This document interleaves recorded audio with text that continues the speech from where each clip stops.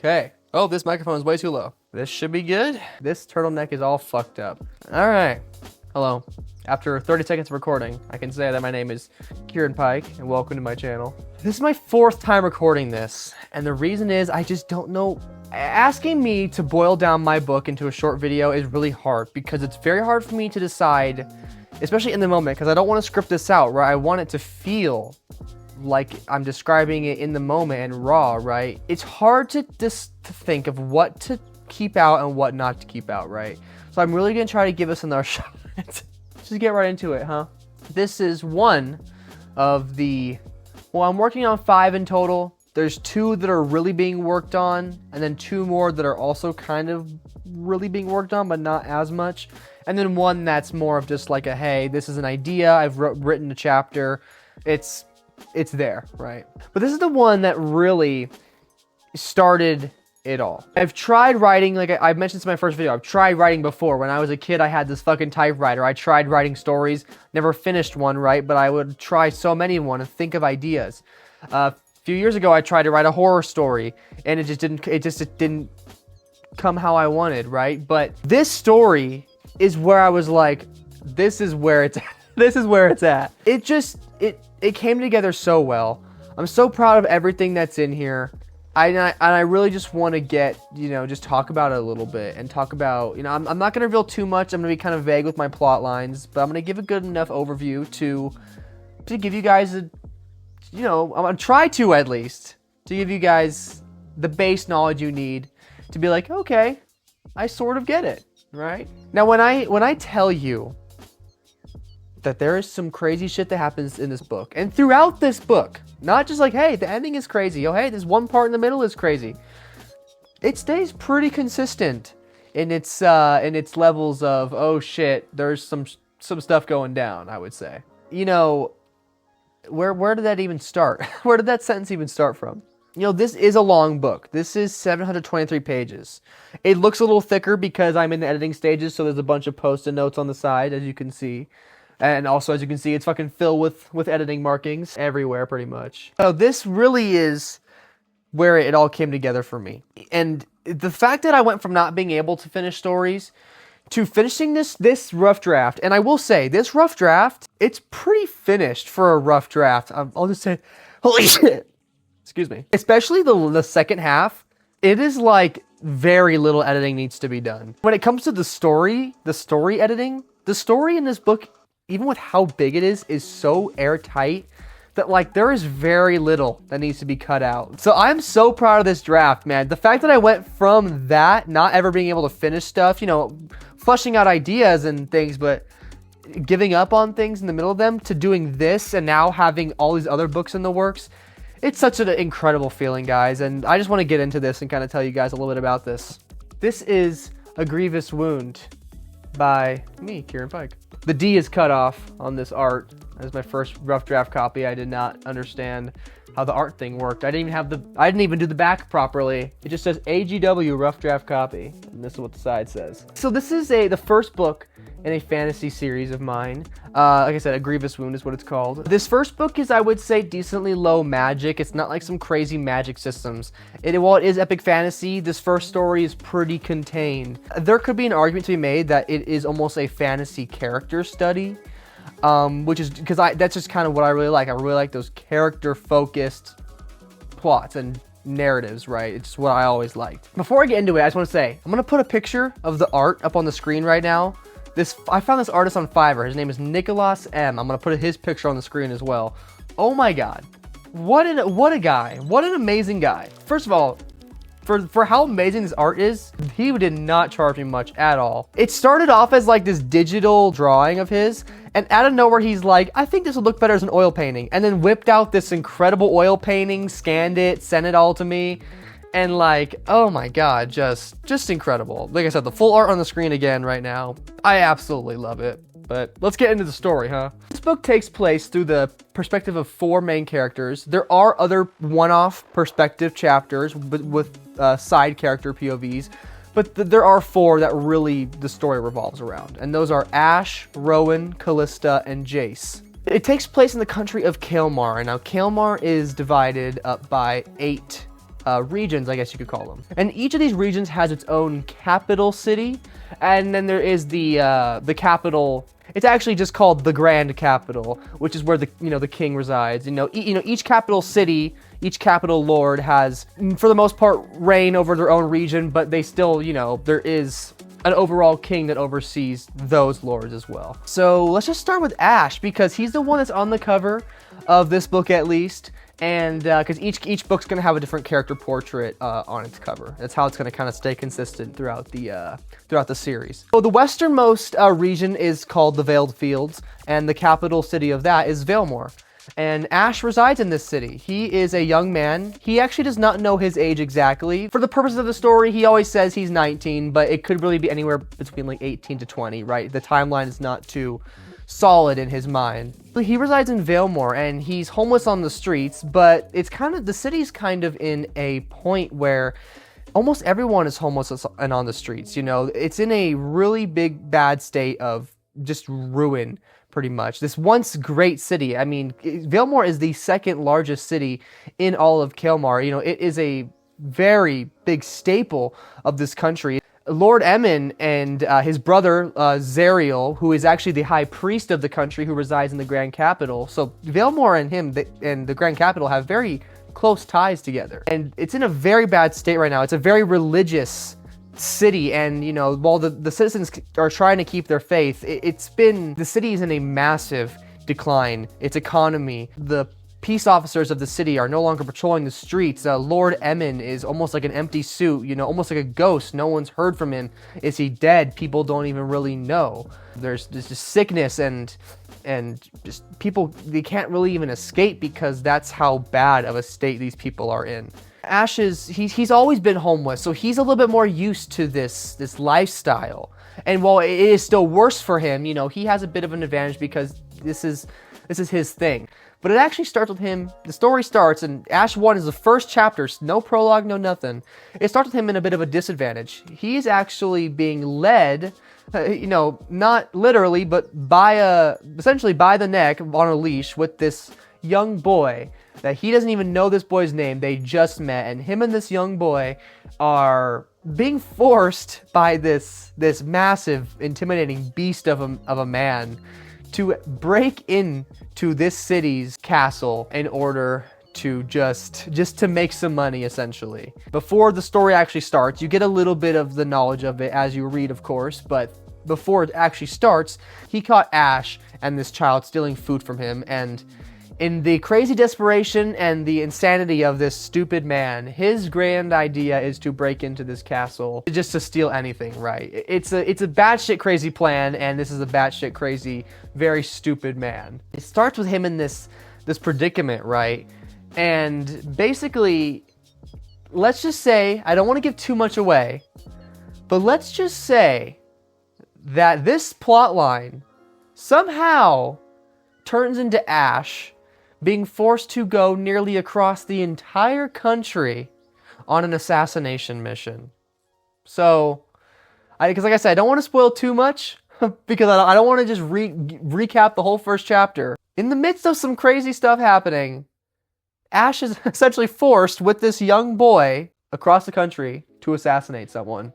How does it happen? I don't know. You're going to have to read it. But when I tell you that Ash's storyline has some of the craziest ups and downs, there is some fucking crazy moments in these Ash chapters, man. He has the most chapters in the book. That's why he's on the front. I would consider him the main character in this one specifically.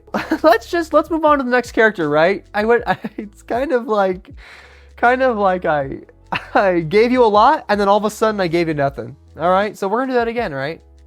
Let's move on to Rowan, because Rowan comes right next after Ash 1. On the contrary to Ash, almost the exact contrary, Rowan is an older man, right? He's in his 60s, maybe even his late 60s, all right? No, I don't know why I said maybe even. He's in his late 60s. He's an older man. And he actually resides in the Grand Capital. And he is the vice to the king, essentially, the king's right-hand man, His lifestyle is completely different from Ash's. It's a very strong juxtaposition. But with Rowan being this old, something you find in a lot of his chapters are of him struggling with being old and the effects of aging. And not even just effects of aging, but the effects that having lived so much in such a stressful position in the country for so long, how that much time of that can weigh on your soul and your mental state and your physical state as well, right? You have these conflicting lifestyles, right? But Rowan still has these issues. He is privileged in the sense that he has access to a lot, but he does have his struggles. When it comes to Ash, and I can kind of tell you, oh, it leads to this. Rowan's chapters, while there is a plot line, of course, his chapters are more character focused and politically driven. You know, he's really like, as things happen in the country through these other characters' perspectives, you're seeing him react to these moments and to these changes and to these things that are happening all around him and all around his country. And dealing with his king, you know, the king, his name is Galen Silvara. He needs some work, we'll say that. He definitely needs some work. Rowan's just picking up the slack at every turn, and it's a very, very stressful chapters sometimes. His chapters are really just him trying to balance this out, right? And him, essentially, you know, the actions he does, they affect other characters in the story because he has so much influence, and he's, hi, Molly. Yes, hi, baby. Baby, hi. Let's play with this instead of me, huh? There you go. With the king being so... I'm trying to find the right adjective without being spoilery because I want these characters to be surprises to you for the most part, right? Lackadaisical, maybe is a good word. It's not like he is a fully politically focused character. His storyline is almost entirely character focused and character driven and focused on his personal journey. Whether that, you know, some of the... I would argue that when it comes to Ash and his ups and downs, he's got some pretty high highs and some pretty low lows, Rowan does. So while I definitely think something when I read stories, characters that are focused on more politics, I've always struggled with reading those because sometimes they can come off a little boring. So I really wanted to do Rowan in the sense of like, yeah, you get the politics through him, but you're really here for his character.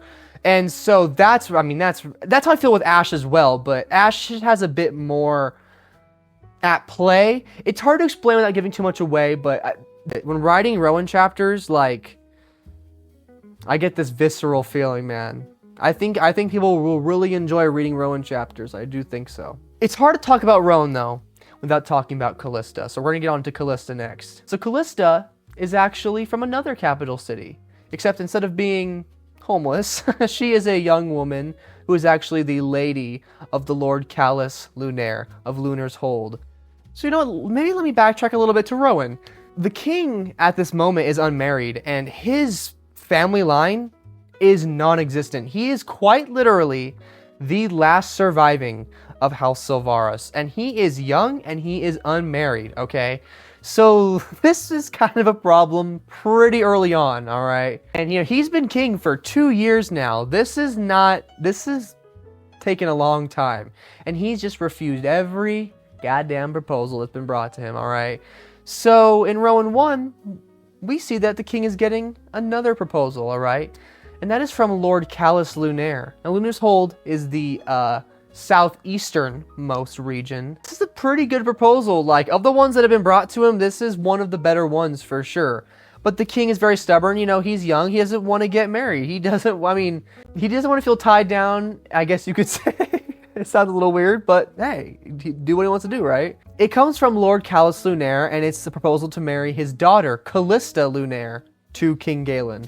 And so that's where I'm going to kind of start talking about Callista. Not to spoil anything, but essentially, let's just say that Callista may be having to go to the capital on a marriage proposal. I would say she's like a rebellious teen, but she's not. She is very proper, and she's very mixed on her station. Like she loves certain things about being a lady but the potential of being a queen. But there's also so many resentments in her of her station. And her storyline is really this battle between those two parts of her, right? This want to just be able to do things that she wants to do, and also the love for not only her family, but a bit of the power that she has, right? There is a bit of that where it's hard not to enjoy that privilege, of course. And it also shows her realizing, you know, a bit of her privilege as well from her station. And, you know, not to do too many spoilers because It's a bit of a spoiler. I'm really trying to avoid those as much as possible. But I think most of the magic in this book, while I would say this book is pretty low magic, it's nothing like a Brandon Sanderson and something. There is a bit of magic, but it's not like the main focus and it's kind of loose, right? I would say most of the magical stuff, the fantastical stuff, is in the Callista chapters. Let's just say there is something weird going on with her health-wise. There's something wrong with her ears, right? What could it be? What could it be, guys? I wonder what that could be. I really think people are going to enjoy Callista a lot. Not trying to go into spoilers too much, but I really, truly think people are going to just absolutely love Callista. I know the people that have read it so far absolutely adore Callista, and I think you will too. And our fourth and final main POV character is Jace. I mentioned in the Ash plotline how Lord Emmon of Valemore, he's a bit absent, right? But I would say he's more than just a bit absent, all right? He is kind of fucking up the country's political state quite a bit by him doing absolutely nothing and basically being invisible. In his country's state of ruin and the fact that there's like no trade coming in or out and the castle gates are locked. There's no one in there seen anymore, right? I mean, it's a very strange situation and is causing a lot of issues countrywide and especially in the Grand Capital.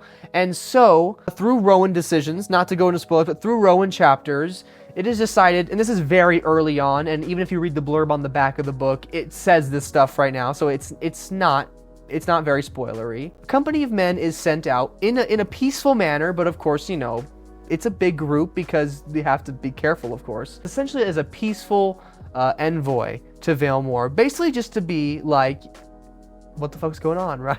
And Jace is our POV of that, right? And so, already you can see the connections between Ash and Jace's POV. They're both centered around Valemore. All these POV chapters connect very well and have a lot of purpose to them. And Jace and Ash specifically, they almost mirror each other, let's just say that. So Jace is our POV of that company of men going out to Valemore. It's all very mysterious. There is no communication. It is black. It is very strange. It's unprecedentedly strange. It is unprecedented. Oh my God, I can't speak. Jace is a young man. He's in his early 20s, and I would say he's a newer soldier. He is a knight, but he mainly works in the Grand Keep on kind of castle duty, guarding doors, guarding the main gates, and he really wants to be out there, be in the dirt. He wants to be patrolling the streets and stopping these crimes that are taking place inside the city. He doesn't want to be in the castle. And his brother Randy is also a bit more of a veteran knight, I will say, but he's been on the Peace Force in the Grand Capital for quite a bit of time compared to Jace. Through his influence, Jace is allowed to go on this company of men to Valemore. And this is his first real experience, not only really being away from the Grand Capital. He wasn't born in the Grand Capital. His home of Lendor, though, is only a 15-day ride from the Grand Capital. So he's been pretty sheltered when it comes to this country. And this is his first chance to really see and experience it for what it truly is. There is a lot more to it, but really it's the story of him finding out what he truly wants in life. And, is this really what he wants to do? And if it is, what kind of man is he gonna be? He's always had this idea of, what he wants to be when he grows up, but not so much of who the man he should be when he gets these things. And that's where a lot of his story lies. It's a very character-focused story, but there's also so much plot stuff going on. Through this company of men, he tries to find this new family of his, right? It's almost this brotherhood, right? And it's his struggles with trying to connect with that. And it's in coming to terms with what that entails. And as well as a cross-country journey, because the Grand Capital and Valemore are on the complete opposite ends of the country. Probably the two farthest ways you could get away from the capital city. So, even with Rowan being so old, all these stories almost have a bit of a coming to age feel. And Rowan has been doing this for a long time, but you see him struggling in different ways than he ever has. That it's almost like he's more of a coming to terms with his age, but it still it shares that theme of this maturing and having to deal with the things that you almost don't even have a choice in. And that's something that I really focused on in this book is, the idea of not in the sense of like destiny, but like there are things that you can't control that you have to do that in a way you are destined to do, but not in the sense of like a chosen one kind of destiny thing. More of just like there is no choice. You did choices to put you in this situation. Now you have to deal with those consequences, and even if there is no way out at times. And that is something that all these characters are dealing with in this story. Another big topic in this book, guys, is grief. I didn't really talk about it a lot. All of these characters are grieving in one way or another, whether that's things in the present or things that are happening to them in the book or things in their past. Or not even just grieving death, just grieving loss of self-control even sometimes, and agency on their own lives. This book deals with some heavy topics. I don't want to go on for too much longer, but those are like the 4 main characters that you're going to follow. And like I said, there are probably, like, off the top of my head, I can't remember, probably like 6 or 7 other chapters that are one-offs of other side character POVs, or maybe even other main character POVs as well. There are some chapters in here that I'm so genuinely, unbelievably proud of, like from the bottom of my heart, like, and now I'm trying to toot my own horn, like I really just am so proud of some of the stuff in this book. And not even some of the stuff, all of the stuff in this book. Book 2 is already coming out to be even fucking somehow crazier than this one. And when I tell you, this book has some crazy plot twists, it has some just crazy moments, some shocking moments, some real hard-hitting character moments, some great dialogues and conversations between characters. My mind was flowing at a fucking 100 miles per hour writing this story. This chunk, the rough draft, got done in under a year, just under a year, like 11 and a half months, guys. And oh my god, this book has so much stuff. Those 4 main characters don't even scratch the surface. There is dozens of characters for you to fall in love with in this book, of all different types, all different levels of morality. And even and I wouldn't even say there's a villain in this book. Like, there are more evil people that are dangerous in certain character storylines, but like, it's just like a cast of characters and how all of their lives affect each other. It's not just this main 4, guys. There is so much shit in this book. I cannot wait for you guys to read this. I'm currently in the process of editing. I am rewriting chapter 1 right now, because chapter 1 is the only chapter, because I wrote it a little bit earlier than the rest of them. It was more of a proof of concept. Chapter 1 is the only one that needs a full rewrite. The rest are just line editing and things like that, and certain paragraph editing. This is going to be done by halfway through 2026. I'm hoping to get it out around April. I would love it. I'm going to take as long as I can to make this the best it can, but I will not lie already, guys. It's pretty fucking good so far. And for me to say that about something I did, I am very critical of myself. I'm very self-deprecating when it comes to things I do. I've been producing music for a long time. My albums that I've put out under my moniker, I don't really want to talk about it on here, but my albums that I've put out, I'm very hard on myself with music. And I'm hard on myself with writing too, but this, guys, this is something I believe truly special, and something that I'm always going to look back on my life as one of the best experiences I will ever have, ever. And I'm so grateful that I decided to do this, and so happy with how it turned out. I cannot wait to get this released to you guys. I'm going to keep doing some updates on this and give you some more breakdowns like this on my other books that I'm writing. Not the sequel to this, even though I know the plot of that already. That would be hard not to spoil things in here, so I'll do that when the time comes. But guys, thank you so much for watching. This probably did nothing to describe this story to you, but I hope that it gave you enough to give you a baseline interest, and just so you could see how passionate I'm about this. Maybe this video sucks, and maybe I'm gonna edit and be like, God, this is the worst way to introduce this book, but I don't care. I record for 40 minutes, guys. I'm done with this. Thank you so much. I love this book. I love it so much.